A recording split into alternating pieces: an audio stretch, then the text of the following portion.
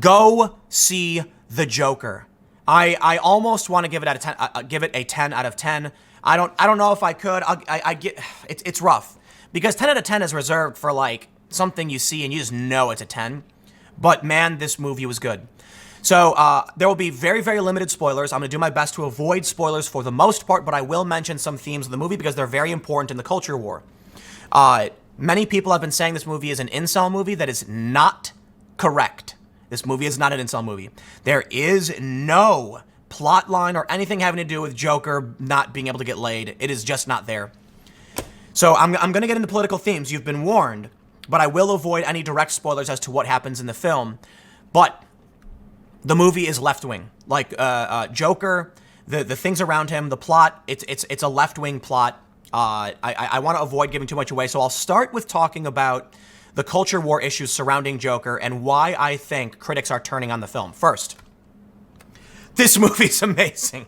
Okay, it is not Marvel. It is not Iron Man. It is not Spider-Man. You're not going to see action-packed fight scenes. There's no Batman swinging from ropes. It is a story about a man, a simple man, and his life. And to many, that might not be entertaining.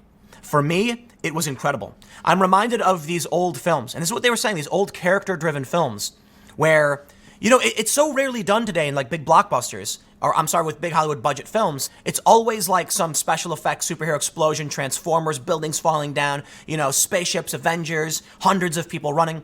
It's been a while since I've seen a really simple and powerful and man, just really, really well done story following a guy and his life and what happens around him and how he becomes this great villain. And man, they nailed it. They nailed it. If there was ever to be an origin story for the Joker, boy, did they nail it. Here's the thing. This film premiered in Venice, and it received, my understanding, is an 8-minute standing ovation. It won the Golden Lion Award, the most prestigious award. But something changed. All of a sudden, we started seeing critics after it screened in North America. I believe it screened in Toronto. All of a sudden, the tomato meter started dropping. Because I remember initially the tomato meter was like 100%. It was. They called it a masterpiece. Masterpiece is bold. But I do believe this film is this might be the best comic book film I've ever seen. I wouldn't say it's I don't know. It was incredible. Take out the comic book themes of it, and you still have an absolutely incredible movie. So they're definitely riding off of Joker to bring people in. Look, Marvel movies are fun. I enjoy them. I like those movies.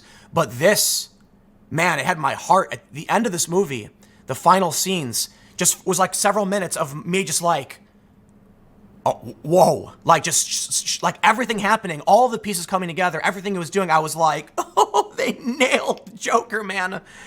It's so terrifying. So here's the thing.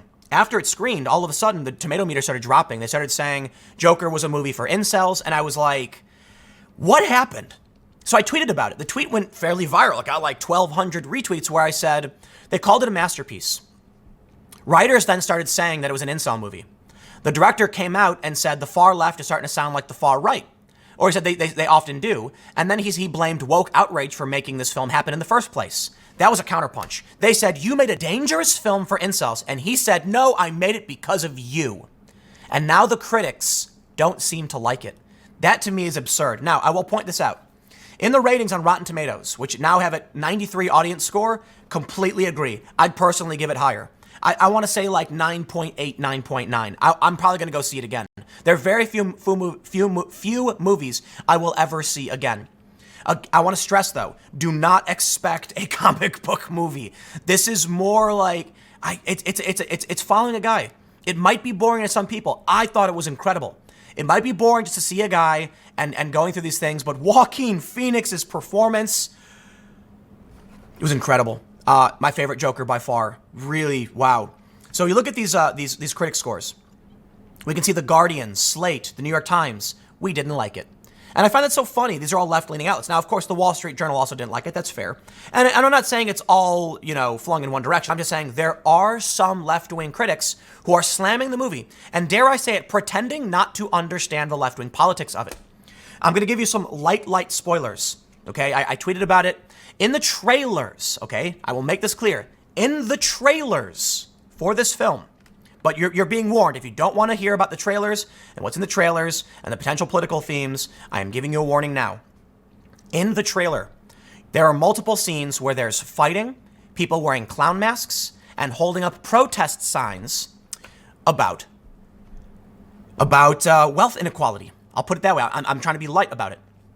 The people in this film, the message, the motivations, left wing. Man, there's so many spoilers I want to give, but let me just say the things that set things into motion. It is about a city in poverty, wealthy industrialists, the insults, and absolute wealth inequality. So here's the thing. I watched this, and I was fully expecting inceldom, right? The involuntary celibate stuff. Nope. There's maybe some kind of aspect of it where you could watch that, and if you're looking for it, be like, yup. But if you actually just watch the movie and listen to what people are saying, you're like, dude, this is far left. And it's weird because if Joker was not a villain, this would be like a rallying cry for the far left and what he does and who he is and what he represents. But the point is, he's not a good guy. But there's no good guys here. This is one of the reasons it's so amazing is there's no heroes. It's just all villains across the board. Everyone, man, it is a brutal and gruesome reality. There's no good guys. There's none. They're all bad. But it's left wing. And so here's what I think happens. The film comes out at Venice. And for whatever reason, the people who watched it there didn't care for the culture war. They called it a masterpiece, and it got 100 rating on Rotten Tomatoes. I was pretty sure it had a 100. Maybe I was wrong, but I'm pretty sure after Venice and an 8-minute standing ovation, it was a 100% in the critic score. Everyone was calling it a masterpiece. I'm not kidding. Masterpiece. Like it's going to be held in the Library of Congress or something as a great historical work of art. This is a movie I would consider buying a hard copy of. Look. You might come back from this film and think I was totally wrong and I'm an idiot, and that's fine. I'm just telling you, I loved this movie. At no point did I ever consider leaving. Did I ever think about it being bad? I was interested the whole way through, just watching this guy. It's kind of like this. It's like it starts off kind of low and slowly starts skyrocketing towards the end. The ending was just like, whoa, it was incredible. I was wondering, how do you make the Joker, right? In The Dark Knight, Heath Ledger, crazy Joker guy. And you have no idea how he has bomb expertise and military expertise or anything like this. He even understands how to fight, and he has henchmen. And you don't understand why. This movie nails it. They nail it. It was political and ideological. And I'm going to give you a light spoiler right now, so warning for those who don't want to hear it. This is not necessarily a big, major point of the plot. It is a light theme. Joker supporters are Antifa. So I tweeted about this because I didn't think it was a big deal. Some people got upset and said, how dare you, Tim? But I'm like, you'd realize this if you watched the trailers in depth. This was brought up by I believe it was Film Theory on YouTube, where they mention that the people in the trailers are holding up signs about wealth inequality and the way they're dressed and the things they're doing. It's Antifa. I'm not gonna spoil it, but I will say this: there is no direct statement that they are, but there is it is a fact. Okay, so it's like at no point does someone in the film say that's Antifa. It's not that like that. But there is something that happens at one point if you catch it where you'll be like, whoa, like that's Antifa. So you have to really know this. If you're somebody who follows politics, when you watch this movie, you'll notice. You'll definitely notice. Just don't go to the bathroom or whatever. There's a light thing that happens. And I saw that and I was like, wow. So this is why I think the critics are so angry. This is why I think they're turning on it. Because it's not an incel. It's not. This is I don't want to spoil too much, but I can tell you that a major motivation is a very, very left-wing position. It's a very, very left-wing position. So let me just stress, this is a guy with a mental illness. That we know from the trailers. That's not a spoiler or anything. It's a guy with mental illness. And something happens that's in line with complaints from the left that causes him to just spiral downward. And there's a lot of personal things to it. I want to make sure it's clear the Joker himself is apolitical. This movie is not heralding Joker as like somebody with a great message he's trying to spread. Absolutely not. He's a guy. he kind of does have a message. And I will say this. I do think it's fair to point out that there are some things in this that can lead you to talking about incels. But the problem is, what the left is doing with incels, they're associating incel terror with general terror. This is not incel in any way. There's no references. It's not a movie about Joker hooking up with some lady. That's weird, okay? It's not a movie about Joker trying to get him some and he can't do it. That's not in the movie at all. So if I was going to say what this is more like, I would say it's more like, I don't know how to describe it. They're saying it's like incels, but I don't understand why, because there's no references at all to any of that. Like, you could maybe potentially argue one simple thing about his life, that he lives with his mom. This is in the trailers. I'm not spoiling anything. He lives with his mom, and they do show a romantic interest in the trailers. But I'm like, if you watch it, there's at no point does he say any incel rhetoric or anything like that. Now, in terms of some of the major terror incidents we've seen with like schools, okay, maybe I think, you know, you can see some kind of like nihilistic terror, right? So for people who are feeling left behind or let down by society, the nihilism makes sense. So in the end, we have this trailer here from Slate. Be careful. I tried scrolling up really quickly. This has some spoilers in it. You just, you know, be careful. There's not the things you've seen so far on the screen are all in the trailers. I'm trying to be very careful not to ruin anything for you. But granted, listen, I will say this. Look, if you've watched this video already, it's going to affect your perception of the film. But I got to be honest. I got to talk about it. You know, I'll be completely honest. I actually recorded a previous version of this. That was 20 minutes. I stopped, deleted it, and then said, no, I got to start over. Because I just broke down, and I was like, dude, I got to talk about this. I can't. But look what Slate says. The real reason to skip Joker is that it's boring. Not even Joaquin Phoenix can save this muddled, monotonous movie. In this this review from Slate has hard spoilers. Like, they just reveal the whole plot of the film. So I'm not going to read it. But I will tell you, they act like they don't understand. And it's so weird. The motivations of this film and what drives the narrative along is far left, very obviously far left. It's stated as much in the film. And there are scenes that specifically invoke this wealth inequality anger. There's no question about it. It literally, like, I can't spoil it, but trust me when I say the movie consists of a statement being, like, of something being done, of things being done, I should say plural, of things being said, and it culminates in an ending where those things are acted upon. And I don't understand how you can leave this movie and say it's an incel film. Like, the last time I checked, incels aren't marching around demanding wealth, you know, with clown masks talking about wealth inequality. You want to know who's marching around wearing in masks with talking about wealth inequality? It's Antifa. It's not necessarily Antifa, because they're not, you know, Antifa is a colloquial term for those in the black bloc anarchists do talk about the rich. But there's a difference between anti-fascist and, you know, like, you know, Occupy types. But it's an overlap.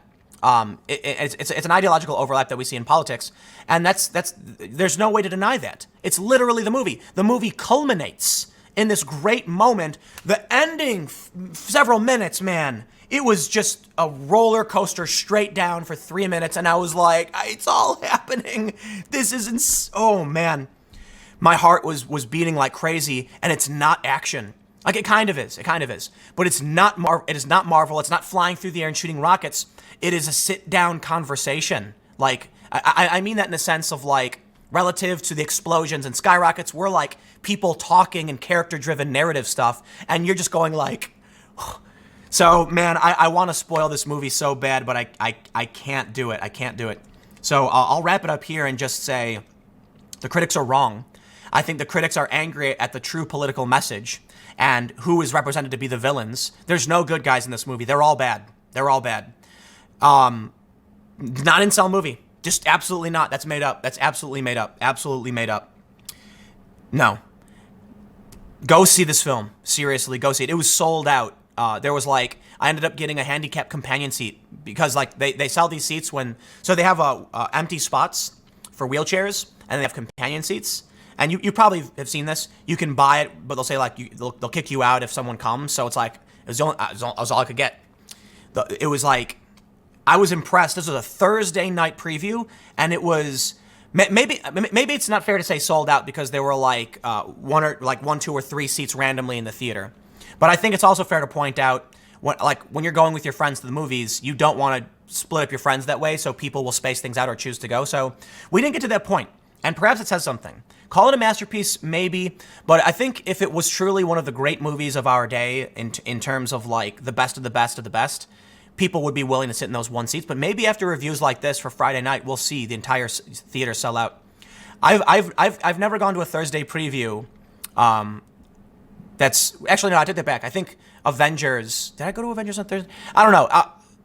The theater by me usually isn't this packed, especially on Thursdays for Thursday previews for a lot of movies. But this was huge. So I don't know what that means.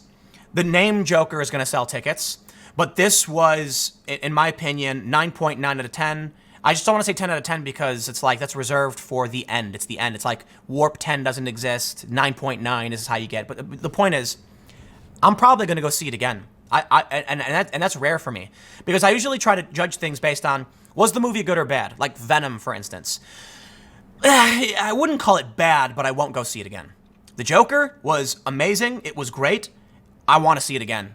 And I didn't even want to see any of the Avengers movies twice. You know, it's like, oh, wait till it comes out. Maybe I'll watch it. And then I watched Endgame like a week after it came out or something. This I want to go see again. I want to get some friends and go see it again. That ending, man, it is all worth it. It is all worth it for that ending. It makes so much sense. They've crafted the perfect origin for the Joker, in my opinion. It is not. I guess what I really, really love about this movie, and again, this is apparent from the trailers, is that it's not magic. It's not a fantasy movie. It's not a sci-fi movie. It's a real world. And you see how people come to support the Joker. And like, that's the question, like, how does the Joker have henchmen, you know? Oh, this explains it. And they explain it very, very well. And having gone through the politics we've gone through, I completely understand. I get it. It makes sense to me. I'm done. Go see the Joker. I'll see you all at 1 p.m. on this channel in the next segment.